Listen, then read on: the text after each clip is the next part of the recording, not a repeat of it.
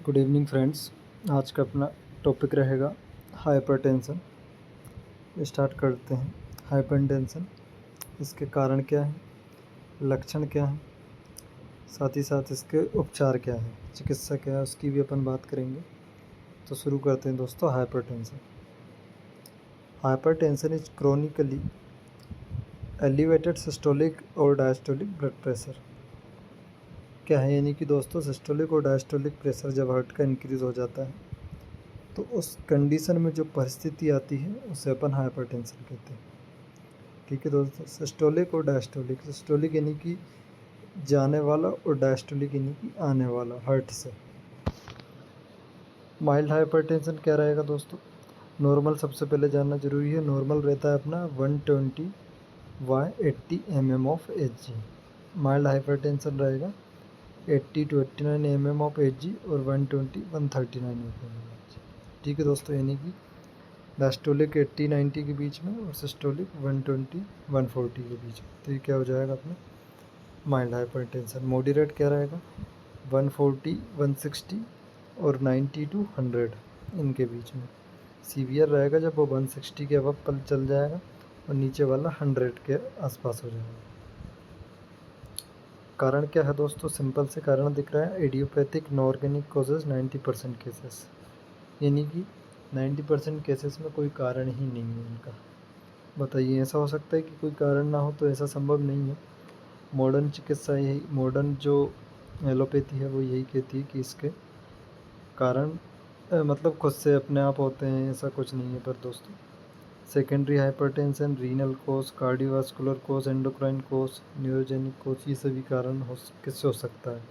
Kidney की कोई बीमारी है उस वजह से हो सकता है, दिल हार्ट से रिलेटेड कोई समस्या है उससे हो सकता है, एंडोक्राइन यानी कि आपके जो ग्लैंड है, पिट्यूटरी ग्लैंड है या थायराइड ग्लैंड है, जो भी हार्मोनल इम्बैलेंस है उसकी वजह से हो सकता है, न्यूरोजेनिक यानी कि ब्रेन से रिलेटेड कोई समस्या है उसकी वजह से हो सकता है।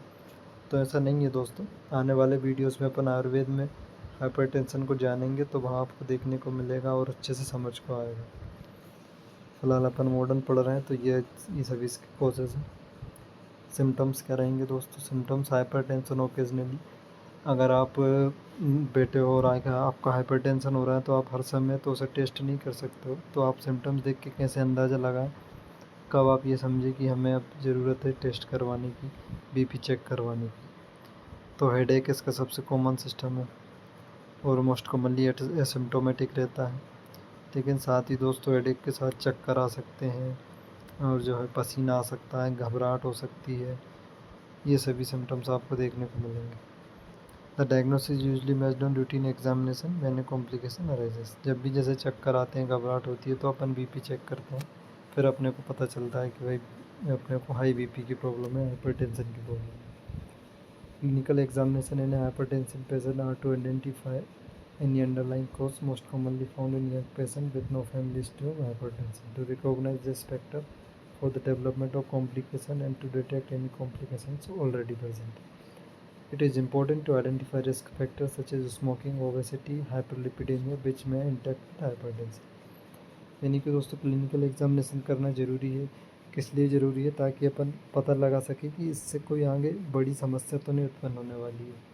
तो जैसे कि कोई पेशेंट है स्मोकिंग कर रहा है कंटिन्यूसली, या फिर ओबीस है, बहुत ज़्यादा मोटापा है, हाइपरलिपिडेमिया यानी कि लिपिड ट्राइग्लिसराइड कोलेस्ट्रॉल ये बढ़े हुए हैं, उसकी वजह से भी जो है हाइपरटेंशन है उसका इफेक्ट हो सकता है।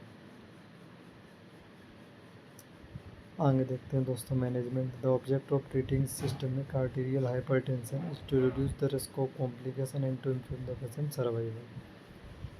ट्रीटमेंट का पर्पस क्या रहता है दोस्तों? ट्रीटमेंट का पर्पस ये रहता है कि जो आर्टरीज में प्रेशर जो बढ़ रहा है अपन उसको कम कर दें, जिससे कि किसी प्रकार की जो रिस्क है वो ख़त्म हो जाए। ठीक है, इसके बाद the benefit of treatment have to be weight against the its inconvenience and the possibility that the agents used may themself have potentially harmful effects. यानी कि दोस्तों जो ट्रीटमेंट के बेनिफिट्स मिलेंगे उससे कुछ हार्मफुल इफ़ेक्ट्स भी मिलेंगे। सबसे पहले तो ये देखना ज़रूरी है कि पेशेंट का जो ट्रीटमेंट है वो चल रहा है तो उससे कोई प्रॉब्लम तो उसे नहीं हो रही। ठीक है, और दूसरी बात यह है दोस्तों कि जो ट्रीटमेंट अपन इसमें चलाते हैं वो लाइफ लॉन्ग चलने लगता है, यानी कि वो ट्रीटमेंट आप लेते हो जब तक कि हार्ट आपका मतलब बीपी आपका नॉर्मल रहता है, और वो बंद करते से ही IVP की प्रॉब्लम दोबारा होने लग जाती है। तो ये आप ध्यान रखें कि एक बार आप स्टार्ट करोगे तो हो सकता है ये आपको लाइफ लॉन्ग IVP की दवा लेनी पड़ जाए।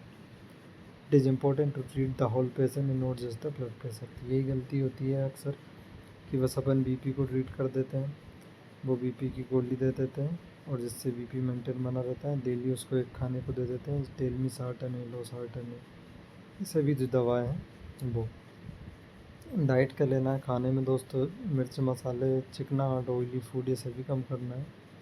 फैट फूड कम करने में, नमक बिल्कुल हटा दें अपनी डाइट से। थोड़ी बहुत एक्सरसाइज करें, प्राणायाम करें, शवासन करें।